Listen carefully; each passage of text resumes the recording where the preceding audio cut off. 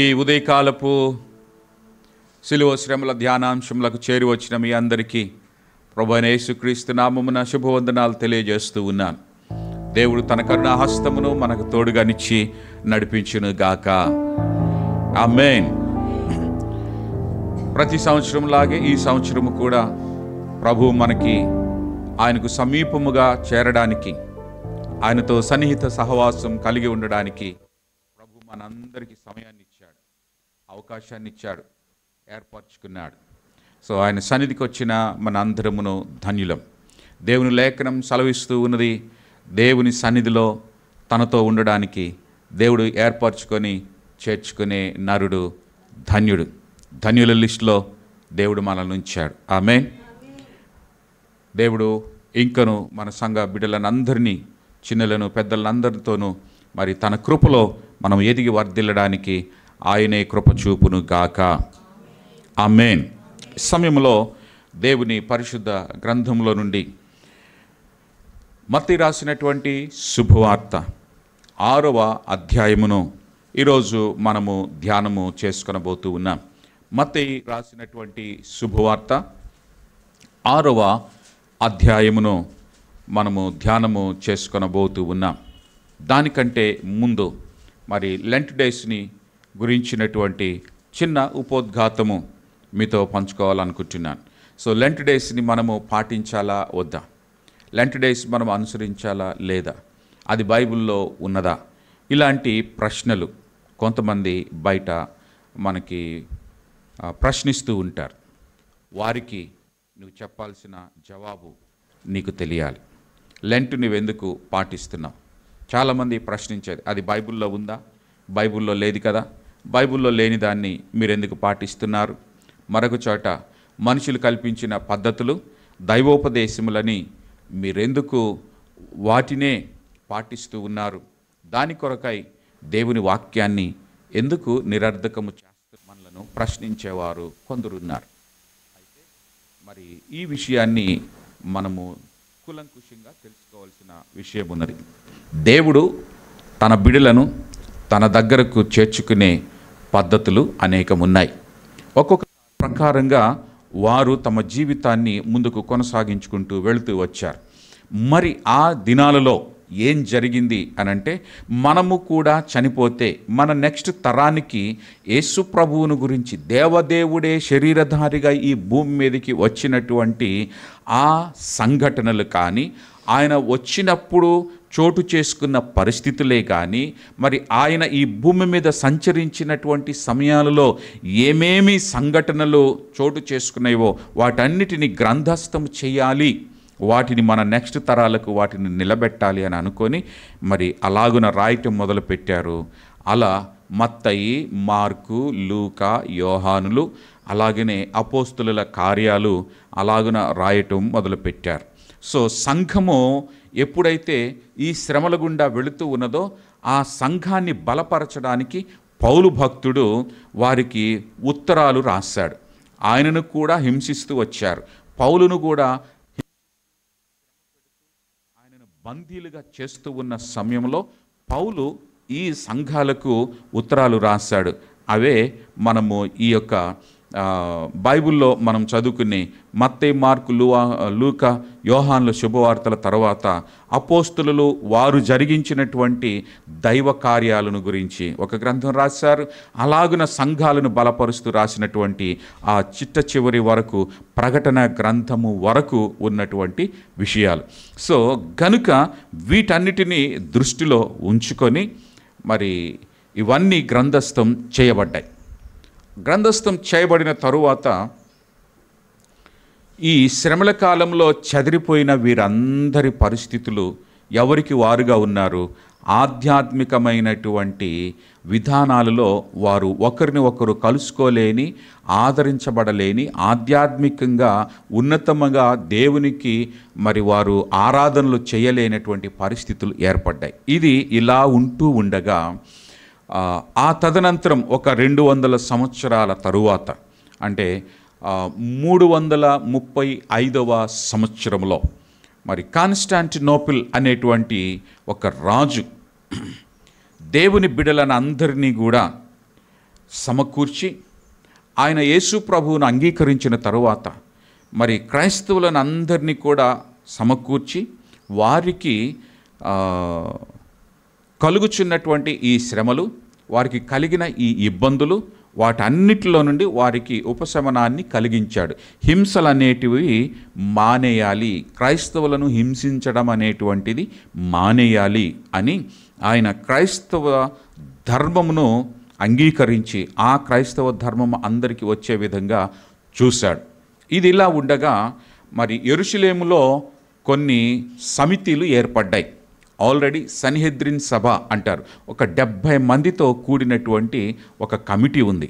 ఆ కమిటీ అంతా కూడా మరి క్రైస్తవ ధర్మాన్ని, యూదామత ధర్మాన్ని ఏ విధంగా కాపాడుకోవాలి అనేటువంటి కొన్ని మీటింగ్స్ ఏర్పాటు చేసుకున్నారు. సో పెద్దలను, పండితులను, బిషప్లను పిలిచారు, పాస్టర్స్ను పిలిచారు.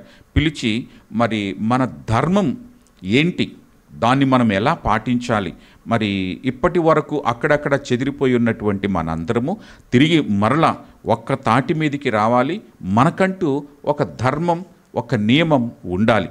కాబట్టి ఏం చేద్దాం అనని వారు తీర్మానం తీసుకున్నారు.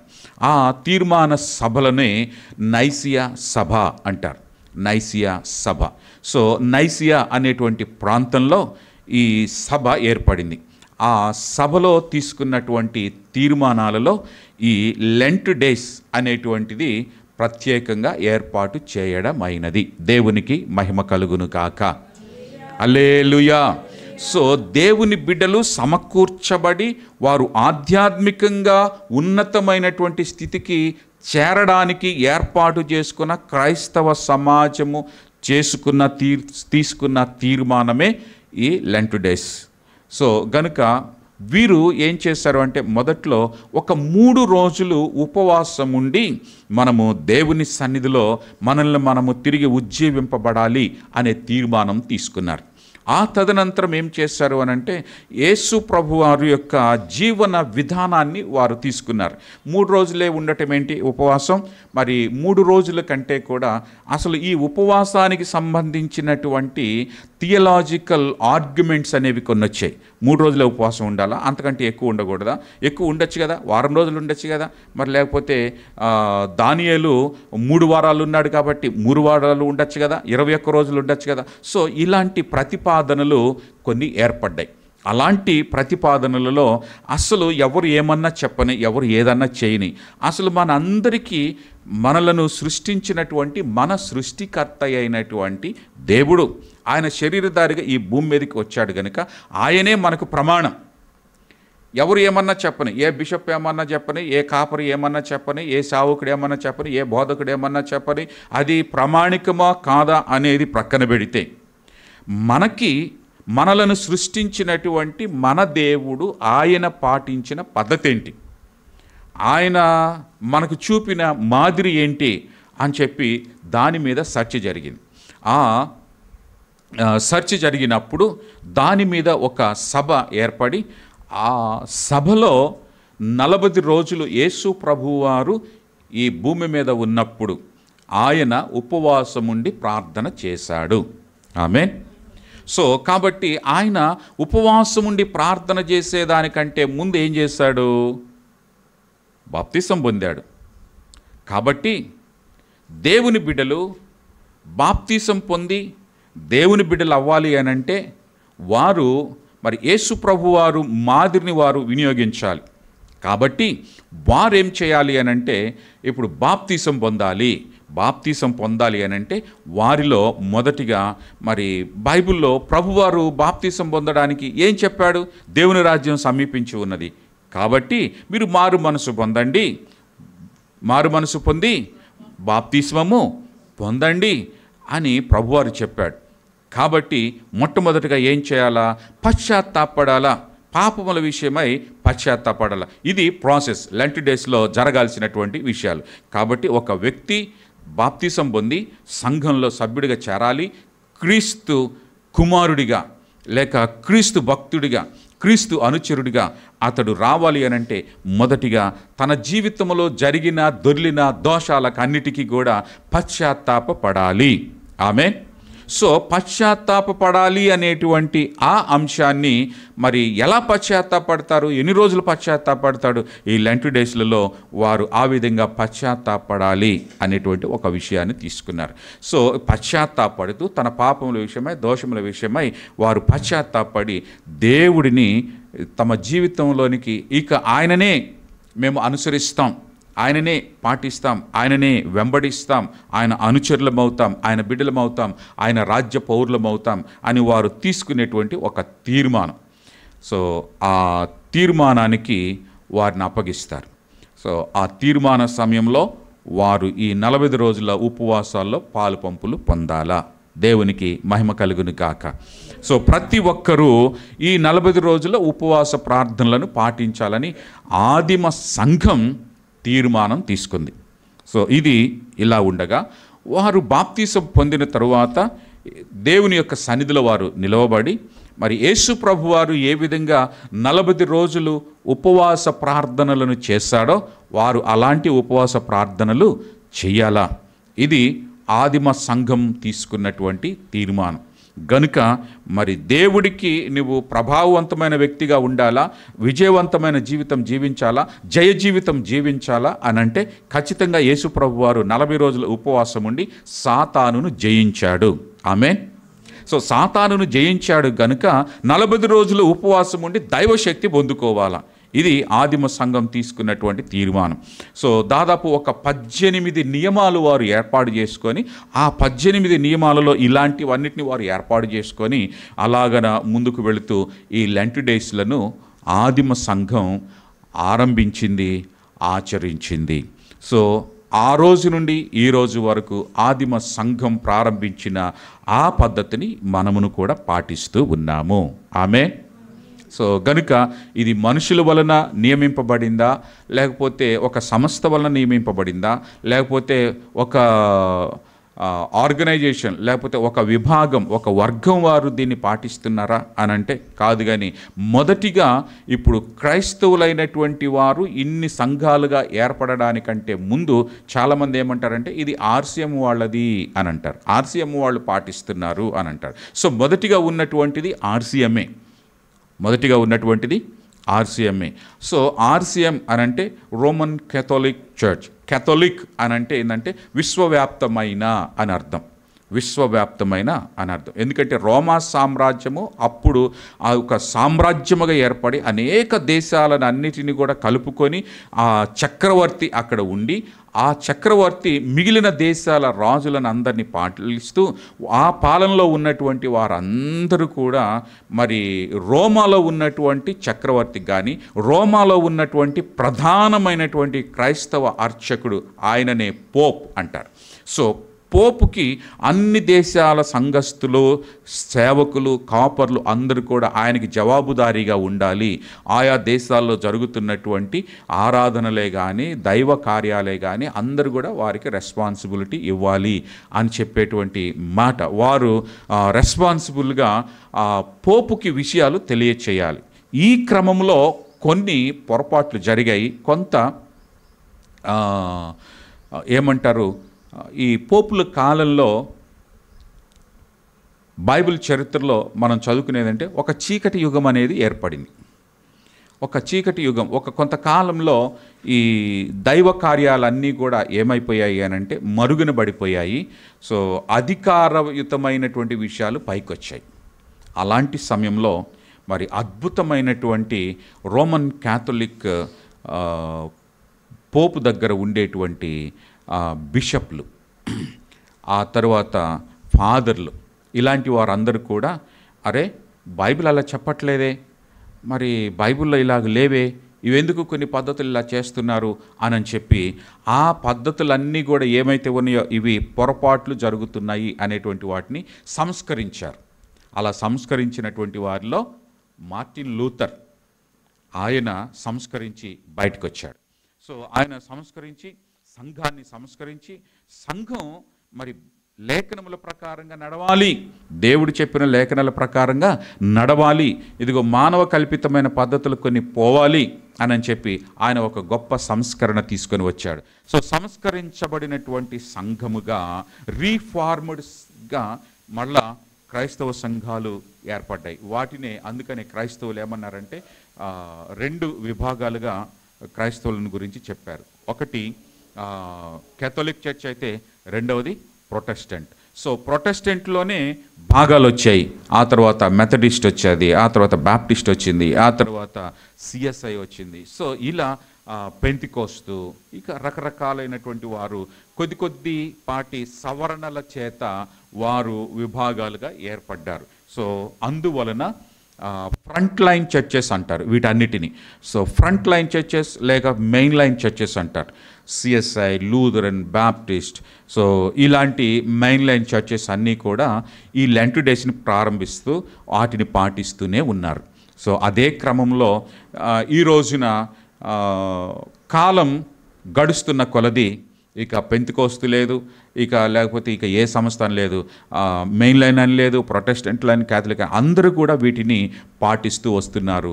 ఇంకా కొంతమంది ఇది మానవ కల్పితమే అని నెగ్లెక్ట్ చేస్తూ ఉన్నవారు ఉన్నారు. సో ఏది ఏమైనా ప్రధాన ఉద్దేశం ఏంటి అనంటే మనము ఆధ్యాత్మికంగా అభివృద్ధి చెందాలి, ఆధ్యాత్మికంగా మనము విస్తరించబడాలి, ఆధ్యాత్మికతలో ఉజ్జీవింపబడాలి.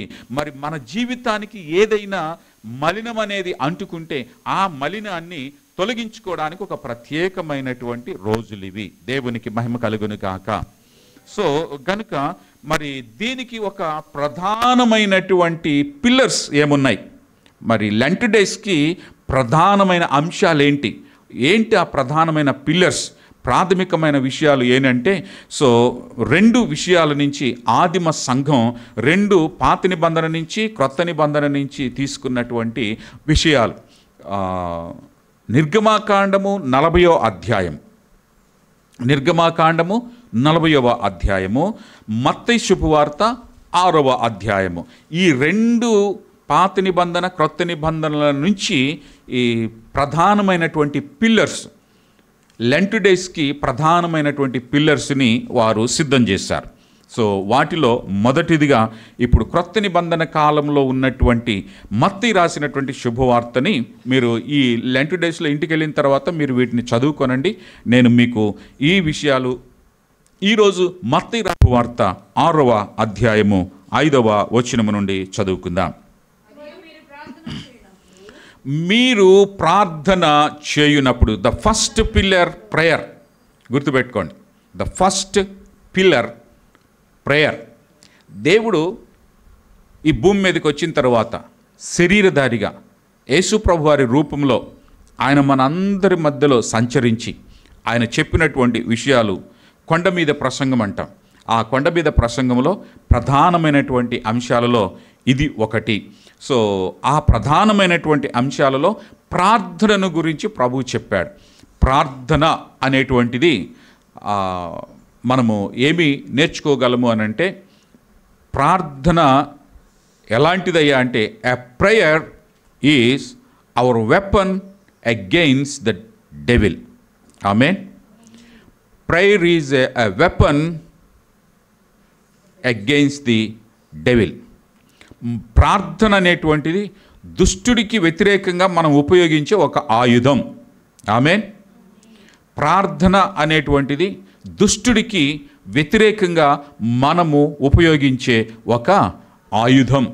సో దుష్టుడిని జయించాలి అనంటే, దుష్టుడిని ఓడించాలి అనంటే, దుష్టుడిని మట్టి కర్పించాలి అనంటే ప్రార్థనే ప్రధాన ఆయుధం.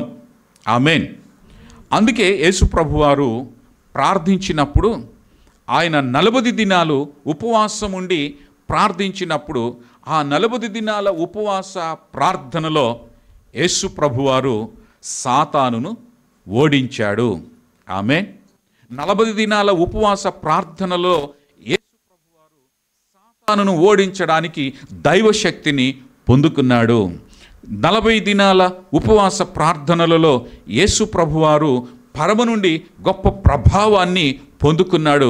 ఆ ప్రభావము ద్వారా దుష్టుడిని ఓడించాడు, తన యొద్ద నుండి పారిపోయేటట్లుగా చేశాడు. సో ఇది మన అందరికీ తెలిసినటువంటి విషయం. సో యేసు ప్రభువారు సాతానును ఓడించి వచ్చిన తరువాత ప్రజలందరికీ ఆయన బోధించేటప్పుడు ఆ బోధన సమయంలో శిష్యులు యేసు ప్రభువారి దగ్గరికి వచ్చి, ప్రభువా మాకు కూడా ప్రార్థన నేర్పు అని అడిగినటువంటి సందర్భం మనకి బాగా తెలుసు. అయితే యేసు ప్రభువారు బోధించినటువంటి ప్రప్రథమ బోధలో ప్రభు చెప్పినటువంటి మాట ప్రార్థన అనే విషయాన్ని గురించి చెప్తా ఉన్నాడు. మీరు ప్రార్థన చేసేటప్పుడు ఎలాగన ప్రార్థించాలని ప్రభువారు చెప్తూ ఉన్నాడు. ఆ దినాలలో ఉండేటువంటి ప్రార్థన, లేకపోతే ప్రభావవంతమైన విజయవంతమైనటువంటి ప్రార్థన ఎలా ఉంటుందో ప్రభు నేర్పించాడు. సో మనం కిందికి చదువుకుంటూ వెళ్ళినట్లయితే, కాబట్టి మీరు ఈలాగున ప్రార్థన చేయండి. పరలోకమందున్న మా తండ్రి, 5వ అధ్యాయం నుండి చదువుతున్నారా? 6వ అధ్యాయం 5వ వచనం నుండి. మీరు ప్రార్థన చేయునప్పుడు వేషధారుల వలె ఉండవద్దు, మనుషులకు కనబడవలెనని సమాజ మందిరములలోను వీధుల మూలలలోను నిలచి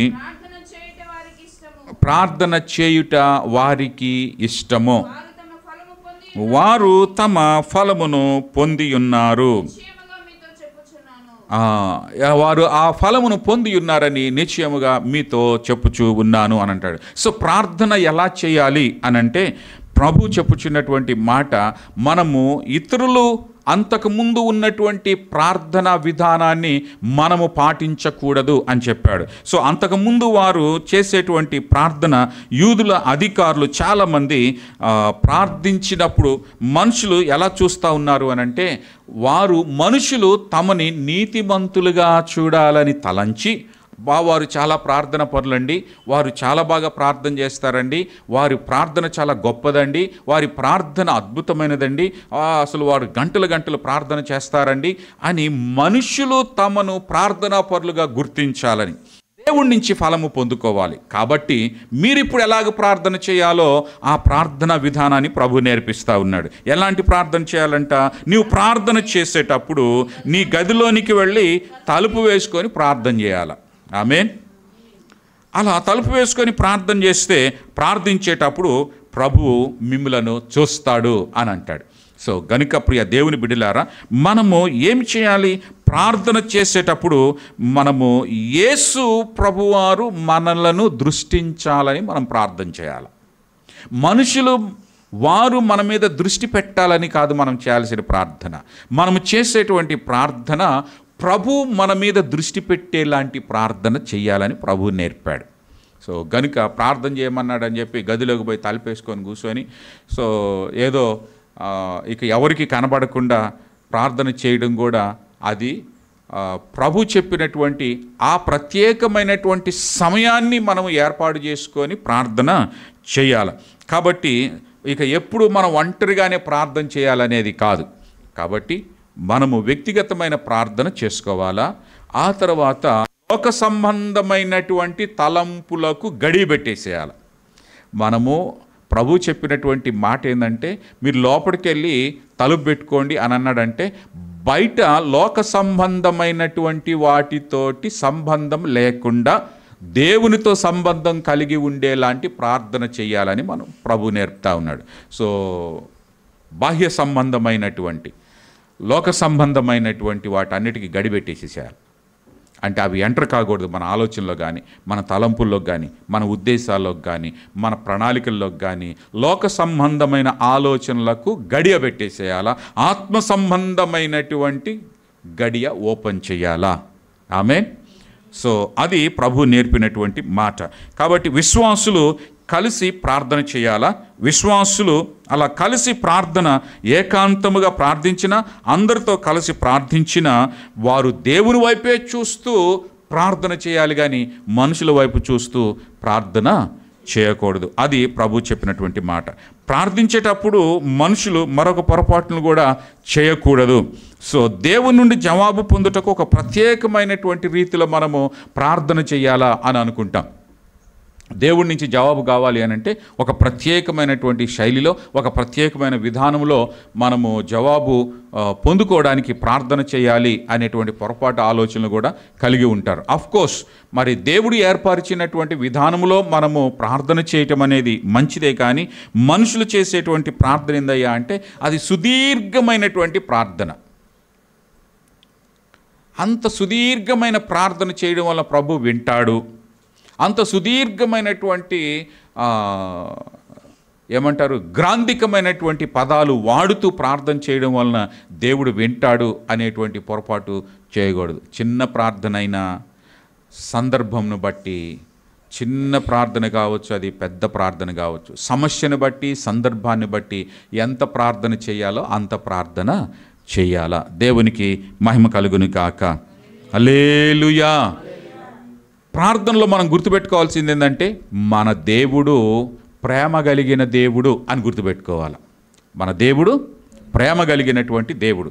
ప్రేమ కలిగినటువంటి దేవుడు మనము ఆయనను ఏది అడిగితే అది మనకు ఇస్తాడు. ఆమేన్. సో కనుక ఇది మనం గుర్తుపెట్టుకోవాలి. అంతేగాని సుదీర్ఘంగా అనర్గళంగా ప్రార్థనలు చేస్తేనే దేవుడు వింటాడు అనేది ఏమీ లేదు. మనకి కుటుంబంలో బాగా తెలుసు, పిల్లలు అమ్మ నాకు ఆకలి అవుతుంది, ఆకలి తీరాలంటే నువ్వు నా కోసం మరి ఏం చేయాలా, మార్కెట్కి వెళ్ళి చికెన్ తీసుకొని వచ్చి నాకు చికెన్ కర్రీ చెయ్యి, బిర్యానీ చెయ్యి అని ఎంత డీటెయిల్గా చెప్పాల్సిన పనేమీ లేదు.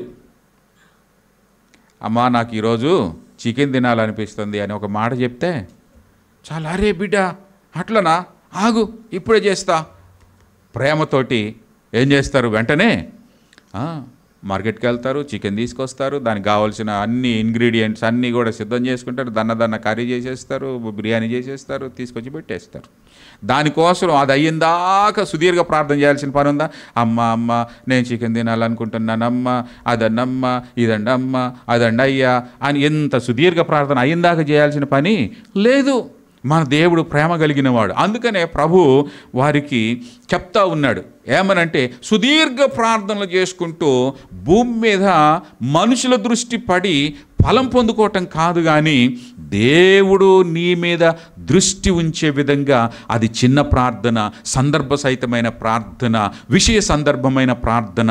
మరి ఒకవేళ సమస్య ఉంటే సమస్యకు పరిష్కారమును చూపగలిగే ప్రార్థన, విశ్వాస సహితమైన ప్రార్థన. ఆమేన్. ఇది ప్రధానమైనటువంటి పిల్లర్. ఇలాంటి ప్రార్థన మనము చేయాలి. లెంట్ డేస్కి లెంట్కున్నటువంటి ప్రధానమైనటువంటి పిల్లర్స్లలో మరి మొదటిగా నేను చెప్పినటువంటి ఆ పిల్లర్ ప్రార్థన పిల్లర్. సో ప్రార్థన పిల్లర్లో మనము ఆ ప్రార్థనని ఒక ఆయుధముగా మనము ఉపయోగించినప్పుడు దుష్టుడిని మనము జయించగలుగుతాము. దుష్టుడిని జయించే శక్తి మనం పొందుకోవాలి అని అంటే దేవుని యొద్ద నుండి మనము ఆ దేవుడు మన మీద దృష్టి పెట్టి మనకు శక్తి బల ప్రభావాలు ఇచ్చే ప్రార్థన మనము చెయ్యాలా. ఆమేన్. సో ఎప్పుడైతే ఈ మాటలు చెప్తూ ఉన్నాడో మాదిరి ప్రార్థన ఇక ఆ క్రింద మనము చూస్తాం. మాదిరి ప్రార్థన శిష్యులు ప్రార్థించేటప్పుడు మరి యేసుప్రభు వారి దగ్గరికి వచ్చి ప్రార్థన విషయం గురించి చెప్తూ ఉన్నప్పుడు, అలాగైతే మరి మాకు కూడా ప్రార్థన నేర్పండి అని ప్రభు చెప్పాడు. ఆ ప్రార్థన ఏ విధంగా చేయాలో మరి లూకా శుభవార్తలు అయితే శిష్యులు ప్రార్థన చేయటం ఎలాగో నేర్పమని అడిగినట్లుంటుంది. ఇక్కడైతే ప్రభువారు కంటిన్యూషన్గా మరి ప్రార్థన చేసేటువంటి విషయాల్లో మీరు ఎలాంటి ప్రార్థన చేయాలి అనేటువంటిది మాదిరి ప్రార్థన ప్రభు నేర్పించాడు. సో పరలోకమందున్నటువంటి మా తండ్రి, కాబట్టి మీరు ఈలాగున ప్రార్థన చేయండి. మాదిరి ప్రార్థన ప్రభు నేర్పినటువంటి ప్రార్థన. మీరు ఇలాగున ప్రార్థన చేయండి. ఏమని ప్రార్థన చేయాలా? పరలోకమందున్నటువంటి మా తండ్రి. సో కనుక మనం ఏం చేయాలా? ఎవరిని సంబోధించాలా? ఎవరిని సంబోధించాలా ప్రార్థనలో? దేవుణ్ణి సంబోధించాలా, దేవుణ్ణి అడ్రస్ చేయాలా. ఎవరిని అడగాలి? విగ్రహాన్ని అడగటం కాదు. ఎవరిని అడగాల? ఏదో ఆత్మను పిలిచి అడగటం కాదు. ఎవరిని అడగాల? దేవుణ్ణి అడగాల. ఆమేన్. హల్లెలూయా. సో దేవదూతలను పిలిచి అడగకూడదు, లేకపోతే దేవుని తరపున ఉన్నటువంటి పునీతులను పిలిచి అడగకూడదు. దేవుణ్ణి అడగాల, దేవుణ్ణి సంబోధించాలా. విశ్వాసులందరికీ దేవుడు మంచి మేలు చేసే దేవుడు కాబట్టి సృష్టికర్త అయినటువంటి దేవుణ్ణి అడగాల. ఇందాక నేను చెప్పినట్లుగా పిల్లలు ఎవరిని అడుగుతారు? వారి సృష్టికర్త అయినటువంటి వారికి ఈ భూమి మీదకి జన్మనిచ్చినటువంటి తల్లిదండ్రులను అడిగినట్లుగా, మమ్మీ డాడీ అని సంబోధించినట్లుగా మన సృష్టికర్త అయినటువంటి ఆ దేవుణ్ణే మనం సంబోధించాలా. ఆమేన్.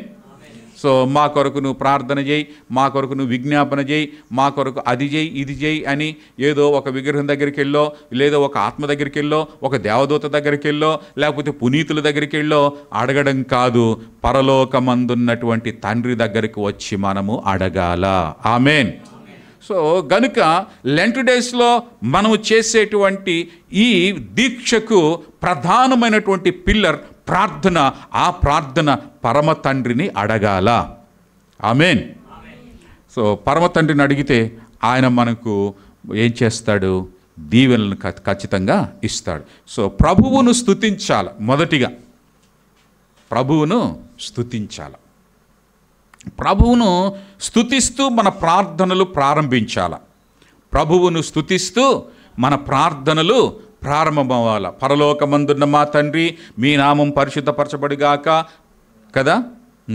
సో దేవుడి నామము పరిశుద్ధపరచబడాలని, దేవుడిని స్తుతించాలని, దేవునికి పరిశుద్ధత కలిగినటువంటి దేవుడని ఆయనను మనం అభినందిస్తూ, ఆయనను ప్రశంసిస్తూ, ప్రభువుకున్నటువంటి క్వాలిటీస్ని మనము చక్కగా పలుకుచు, వాటిని గుర్తిస్తూ, అవి ప్రభువుకు ఆపాదిస్తూ మనము ప్రార్థన చేయాల. సో మన ప్రార్థన ఎలా ప్రారంభం అవ్వాలా? స్తుతులతో ప్రారంభం అవ్వాలా. ఆమేన్. అలా ఎన్నిసార్లు నీవు దేవుని సన్నిధికి వెళ్ళి ప్రార్థన చేసిన ప్రతి ప్రార్థనకు ముందుగా ప్రభువును ఏం చేయాలా? అడ్రస్ చేయాలా, స్తుతించాలా. ఇంట్లో నాకు ఆకలి అవుతుంది, అన్నం పెట్టండి, నాకు ఆకలి అవుతుంది, అన్నం పెట్టండి అంటే ఎవరు పెడతారు? అన్న పెడతాడా? అక్క పెడతాడా? చెల్లె పెడతాడా? తమ్ముడు పెడతాడా? మమ్మీ పెడతాడా? డాడీ పెడతాడా? ఎవరిని అడుగుతున్నావు? నాకు కష్టం వచ్చింది, ఇబ్బంది వచ్చింది, నన్ను ఎవరైనా ఆదుకోండి అని అన్నావు అనుకో, ఎవరితో మాట్లాడుతున్నావు? గోడతో మాట్లాడుతున్నావు, తలుపులతో మాట్లాడుతున్నావు, కిటికీలతో మాట్లాడుతున్నావు, ఎవరితో మాట్లాడుతున్నావు? Addressing is very important. So గనుక మొదటిగా మనం మన సమస్యకు లేకపోతే మన ఇబ్బందికి జవాబు పొందే ముందు పరమ తండ్రిని మనము స్తుతించాలా, ఆయనను ఘనపరచాలా, ఆయనను గుర్తించాలా, ఆయన క్వాలిటీస్, ఆయనకున్నటువంటి శక్తి బల ప్రభావములను గుర్తిస్తూ నువ్వు చేయగలవు అనే దేవుడిని మనము స్తుతించాలా. హల్లెలూయా. ఆ తర్వాత ఏమన్నాడు అనంటే, నీ రాజ్యము వచ్చును గాక అన్నాడు. నీ రాజ్యము వచ్చును గాక అని ప్రభు చెప్పినటువంటి ఈ విషయాన్ని మనం గనక గమనించినట్లయితే, ప్రభు వారు చెప్పాడు కదా, దేవుని రాజ్యము సమీపముగా ఉన్నది అని అన్నాడు. యేసుప్రభు వారు సువార్త ప్రకటించడంతో ఏమన్నాడు? దేవుని రాజ్యము సమీపముగా ఉన్నది అని అన్నాడు. కాబట్టి ఆయన ప్రసంగించిన ఒకటే మాట అంటున్నాడు, దేవుని రాజ్యం సమీపంగా ఉంది. ప్రార్థించిన దేవుని రాజ్యము సమీపంగా ఉన్నది. కాబట్టి సమీపంగా ఉన్నటువంటి దేవుని రాజ్యము మన మధ్యలోనికి రావాలి అని దేవుడు చెప్తా ఉన్నాడు. సో దేవుని రాజ్యము మన మీదికి రావాలి అని మనము కోరుకోవాలని ప్రభు చెప్తున్నాడు. ఇంకొక మాటలో మనం గమనించినట్లయితే, దేవుని రాజ్యము ఇంకా సంపూర్ణంగా రాలేదు. కొందరు ఇంకా సాతాను యొక్క కబంధ హస్తాల్లోనే ఉన్నారు. సాతాను యొక్క కాడి వారి మీద ఇంకా ఉన్నది. వారు ఇంకా మారు మనసు పొందకుండా, వారు ఇంకా వారి తలంపులలో ఉద్దేశాలలో రూపాంతరము చెందకుండా, వారు ఇంకా సాతాను కాడి కిందనే ఉండి సాతాను ప్రతినిధులుగా బ్రతుకుచూ ఉన్నారు. కాబట్టి ఇప్పుడు ఏం చేయాలా? అలాంటి వారందరూ కూడా దైవరాజ్యములోనికి రావాలా, అందరూ దైవరాజ్యంలో ఉండాలా అని మనము ప్రార్థన చెయ్యాలా. ఆమేన్. మన కుటుంబంలో యజమానుడు ఇంకా దైవరాజ్యం కిందకు వచ్చి ఉన్నాడు. రాజ్యము వచ్చును గాక అని మనము ప్రార్థన చేయాలా. ఇంకా ఎవరైతే బందీలుగా ఉన్నారో అలాంటి వారందరి జీవితాలలో కూడా దేవుడు ప్రవేశించేటట్లుగా ప్రార్థన చేయాలా. ఆమేన్. సంఘంలో కూడా ఇంకా మారు మనసు పొందని వాళ్ళు ఉన్నారు, దేవుని బిడ్డలుగా మార్చబడినటువంటి వారు ఇంకా ఉన్నారు. అలాంటి వారందరూ కూడా మారు మనసు పొంది దైవరాజ్యంలోనికి సభ్యులయ్యేలాగా మన ప్రార్థన ఉండాలా. ఆమేన్. సో ఇక ఆ ప్రార్థనను గురించి మనము నేర్చుకున్నట్లయితే నీ రాజ్యం వచ్చునుగాక అంటాడు. ఆ తర్వాత ఇంకేమంటాడు? నీ చిత్తము పరలోకమందు ఎలాగో భూమి మీద కూడా అలాగనే ఉండాలా అని అంటాడు. సో ఇక్కడ మనం గమనించాల్సిన మరొక మాట ఏంటంటే, ప్రార్థన ఒక పిల్లర్గా ఉండాలంటే ఆ పిల్లర్లో ఉండేటువంటి ఇంగ్రీడియంట్స్ని మనం చూస్తూ ఉన్నాము. ఏంటయ్యా అంటే, దేవుని రాజ్యం పూర్తిగా వచ్చేటట్లుగా మనము ప్రార్థన చేయాలా. దైవ చిత్తము నెరవేర్చబడేటట్లుగా మనం ప్రార్థన చేయాలి. సంఘంలో చేర్చబడ్డాం, నమ్మాము, బాప్తిసం పొందాము, బాగానే ఉంది. ప్రార్థనలకు వస్తున్నాం, ఆరాధనలకు వస్తున్నాం, బాగానే ఉంది. కానీ అయినా ఇంకా దేవుని చిత్తాన్ని చేయకుండా ఉండేవారు చాలామంది ఉన్నారు. వారి చిత్తాన్నే చేసుకునే వాళ్ళు ఉంటారు. వారు అనుకున్నదే జరగాల, వారు కోరుకునేదే జరగాల, వారు ఏం చేయాలనుకుంటున్నారో అదే జరగాల. సో దేవుని చిత్తం ఏంటో అది తెలుసుకునేటువంటి వారు ఇంకా దైవ సంఘంలో ఉన్నారు. సో అలాంటి వారందరూ కూడా దేవుని చిత్తంలోనికి వచ్చేటట్లుగా మనందరము ప్రార్థన చేయాలా. సో పరలోకంలో దేవుని చిత్తం ఎలాగుందో భూమి మీద కూడా అలాగనే ఉండాలి. ఎందుకని? భూమి మీద ఎవరున్నారు?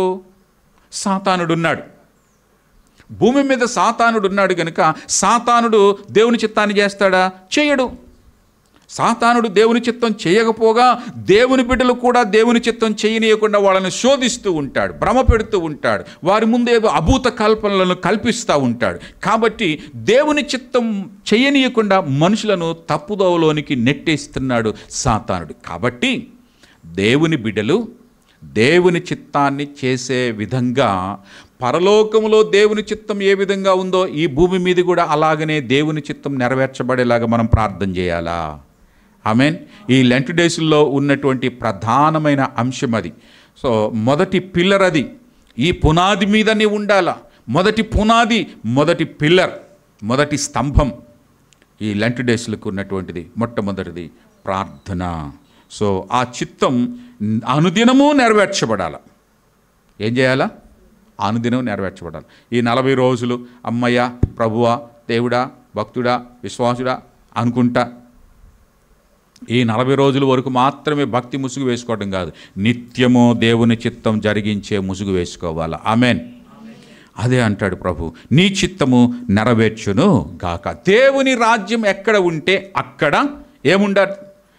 దేవుని చిత్తము జరగాల.